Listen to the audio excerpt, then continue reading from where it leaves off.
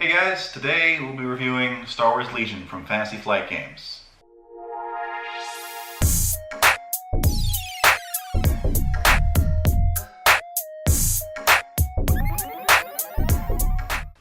Legion is a skirmish tabletop game, obviously set in the Star Wars universe. It has alternating activations, and a lot of emphasis is put on the commander of each army.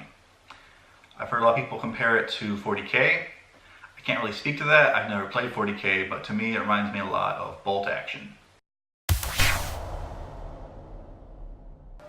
So a huge part of the game is your commanders. In the starter box, that's Vader and Luke.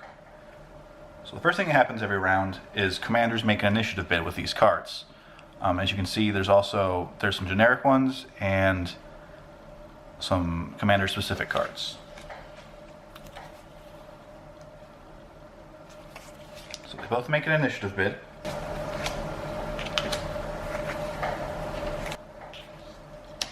And this is done simultaneously, so both players will put down a card and then flip them over. And there's two things happening here. We're determining who goes first by the lower number of pips here, and then this also is how many units the commander will get to activate. So in this case, Luke will be going first, activating 1 unit, and Vader will be going second, activating 3. So Vader gave command tokens to 3 units. So he can give a command token to these guys, a command token to these guys, and a command token to himself. The speeder bikes over here, their command token is going to go in a randomized pile, since he doesn't have enough command to give one to them. Then, on alternating turns, players can either activate units that have command tokens down, such as these guys, who would then move or shoot, or they can randomly activate a unit that does not have a command token by drawing it from a random pool. So, in this scenario, I only have one other unit. So if I was to take my unit that was not already given a command token, it would automatically be these guys. But if I had multiple other units, then I would not know which unit I was going to draw and activate. This puts a lot of emphasis on keeping your commander in the game. When it activates, a unit gets 2 actions it can perform. It can move, which means that the leader of the squad will move forward based on its speed, and then other members of the squad must end within short distance of him.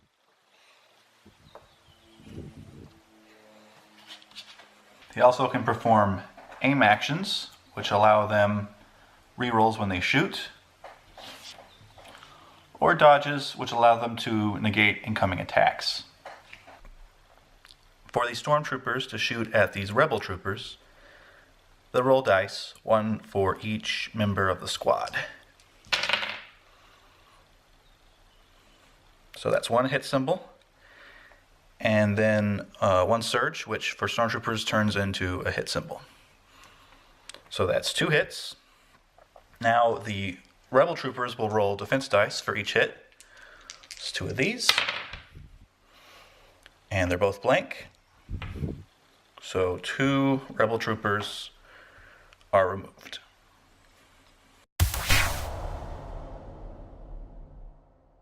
Game comes with what's pretty standard custom Fantasy Flight dice.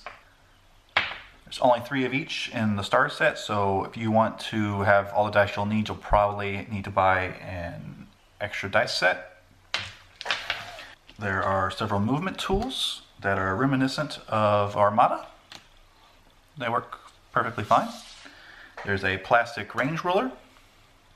The game comes with some barricades, which I wasn't suspecting, so that's a nice little bonus.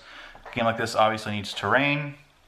It isn't quite enough to really play like a real game, but you know, it's a nice start. And then of course, there's a mountain of tokens. They're pretty good quality for cardboard tokens, no complaint there. As for the miniatures themselves, they are not on sprues, which makes assembly very quick and easy. It also means that there's not a lot of customability you can put into these models. Basically, if you look at your stormtroopers or rebel troopers, you see that you're running 2 of each. In larger armies, that means you're going to see the same 5 models over and over again. All in all, though, I think they look pretty good. You can definitely play the game right out of the box, although I would say that the Rebel player might have a little bit more fun than the Imperial player.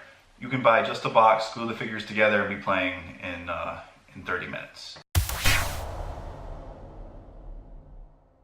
So out of the box, it leans a little bit to the Rebel player. They have access to a miniature armored walker, which is very powerful. The Imperials instead get speeder bikes. Speeder bikes are okay, but armor is very powerful in this game, especially if you don't bring anything to deal with it. Also, the Stormtroopers perhaps a little lacking when compared to the Rebel Troopers. Stormtroopers cost a little more, and although they have better access to rerolls, they actually are less likely to hit. And then the Rebel Troopers are very good at taking sustained fire, so they're hard to focus fire off the table, which is not a benefit that the Stormtroopers have. I think it's interesting that the Stormtroopers cost a little bit more, but without doing a more in-depth analysis, which is something we might do at some point, it's hard to really say, but they seem a little bit, it seems weird that the Stormtroopers cost more. If anything, I would say they could be a point or two less than the Rebel Troopers. You also have to bring a commander, and there's only 2 in the box.